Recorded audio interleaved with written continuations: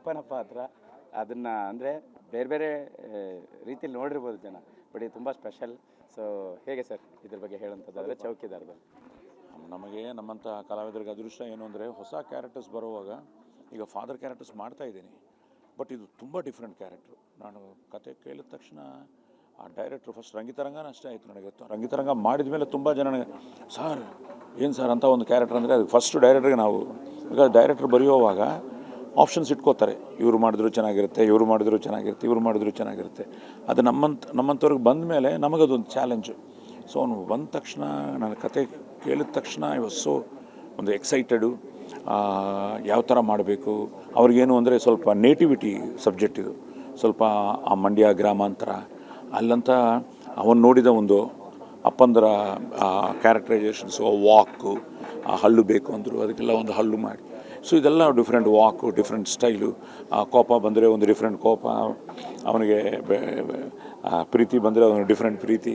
So ಆ ಥರ ಒಂದು ಕ್ಲಿಯರಾಗಿ ಒಂದು ಕ್ಯಾರೆಕ್ಟರೈಸೇಷನು, ಆ graph, Bandiyappa has done a wonderful homework. ಅದನ್ನು ತಿರ್ಗಾ ನಾನು I have to get into that role. Because ನಾನು ಏನಾದರೂ ಹೆಚ್ಚು ಮಾಡಿದ್ರು ಹೇಳ್ತಾಯಿದ್ರು, ಸರ್ ಅದು ಬೇಡ ಸರ್, ನನಗೆ ಈ ಥರ ಮಾಡಿ ಸರ್ ಅಂತ. ಆ ಥರ ಒಂದು different character. First thanks to the director Sai Kumar ಮಾಡಬೇಕಂತ ಅಂದ್ಕೊಂಡಿದ್ದಕ್ಕೆ ಆ ಕ್ಯಾರೆಕ್ಟರ್ ಬಂದ ಮೇಲೆ ನಾನು ಯಾವಾಗಲೂ ಡೈರೆಕ್ಟರ್ಸ್ ಆ್ಯಕ್ಟರ್.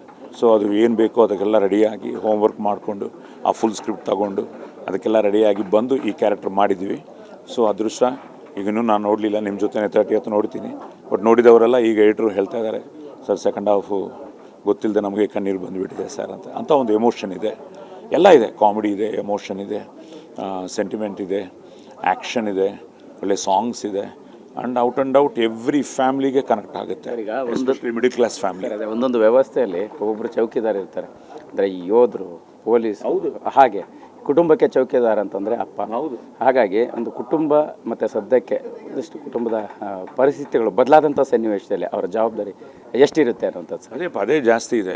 ಅದೇ ಈಗ ಈ ಫಿಲ್ಮಲ್ಲಿ ಅದೇ ಲಾಸ್ಟಲ್ಲಿ ಹೇಳ್ತಾರಲ್ಲ, ಅಪ್ಪ ಕಾಫಿ ಕುಡಿದೀಯಾ, ಇಲ್ಲಪ್ಪ ಊಟ ಮಾಡಿದೀಯಾ ಅಂತ ಕೇಳೋ ಮಕ್ಕಳೇ ಇಲ್ಲ. ಈಗ ನಾನೇ ಇದ್ದೀನಿ, ನಾನು ವೈಫು ಒಂದು ಕಡೆ ಇದ್ದೀವಿ, ಮಕ್ಕಳು ಒಂದು ಕಡೆ ಇದ್ದಾರೆ. ಬಟ್ ಈಗ ಅದು it's a process of life. ನಾನು ಮೊನ್ನೆ ಹೇಳ್ತಾ ಇದ್ದೆ, ನಾವು 1 ಬೆಡ್ರೂಮ್ ಇರೋವಾಗ ಒಂದು 15 ಜನ ಇದ್ವಿ ನಮ್ಮ ಮನೇಲಿ. ಈಗ 5 ಬೆಡ್ರೂಮ್ ಇದೆ, ನಾವು 2 ಜನನೇ ಇದ್ದೀವಿ. So it is something like ಒಬ್ಬೊಬ್ಬರು ಒಬ್ಬೊಬ್ಬ ಕಡೆ ಇದ್ದಾರೆ.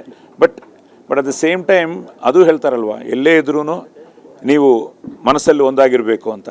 ಆ ಥರ ಮನಸ್ಸಲ್ಲಿ ಯಾವಾಗಲೂ ಮಕ್ಕಳ ಬಗ್ಗೆನೇ ನಾವೂ ಅವ್ರು ಚೆನ್ನಾಗಿರಬೇಕು ಅಂತ ನಾವು ಅನ್ಕೋತೀವಿ. ಮಕ್ಕಳು ಆ ಥರ ಅಂದ್ಕೊಂಡ್ರೆ ಇನ್ನೂ ಚೆನ್ನಾಗಿರುತ್ತೆ ದೇಶ. ಅದನ್ನು ಇದರಲ್ಲಿ ತುಂಬ ಸೊಗಸಾಗಿ, ಒಂದು ಕಮರ್ಷಿಯಲ್ ಆಗಿ, ಒಂದು ಸಿನಿಮ್ಯಾಟಿಕ್ ಆಗಿ, at the same time very natural ಆಗಿ ಅದನ್ನು ಕನೆಕ್ಟ್ ಮಾಡಿದ್ದಾರೆ. ಸೊ ನಾಳೆ ನೋಡೋ ಮಕ್ಕಳು ನಿಜವಾಗ್ಲೂ ಅಪ್ಪನ ಬಗ್ಗೆ ಯೋಚನೆ ಮಾಡ್ತಾರೆ, ಅಮ್ಮನ ಬಗ್ಗೆ ಯೋಚನೆ ಮಾಡ್ತಾರೆ. ನಾವು ಮಿಸ್ ಮಾಡಬಾರ್ದು. ತಿರ್ಗಾ ಅಪ್ಪ ಅಮ್ಮಗೆ ನಾವು ಆ ಗೌರವ ಕೊಡಬೇಕು, ಅವ್ರನ್ನ ಪ್ರೀತಿಸಬೇಕು. ಅದೇ ಹೇಳ್ತಾರಲ್ಲ, ಡೈಲಿ ಒಂದು ಫೋನ್ ಕಾಲ್ ಸಾಕಂತೆ. ಒಂದು ಸಲ ಈಗ ಮೆಸೇಜಸ್ಸೇ ಬರ್ತಾಯಿದೆ, ಅಟ್ಲೀಸ್ಟ್ ವಾಯ್ಸ್ ಕೇಳಿದ್ರೂ ಸಾಕು ನಮಗೆ, ನನ್ನ ಭಾವನ ಅಪ್ಪ ಚೆನ್ನಾಗಿದೆಯಾ ಅಂದರೆ ಅದೊಂದು ಗೊತ್ತಿಲ್ಲದೆ ಒಂದು ಫೀಲಿಂಗು.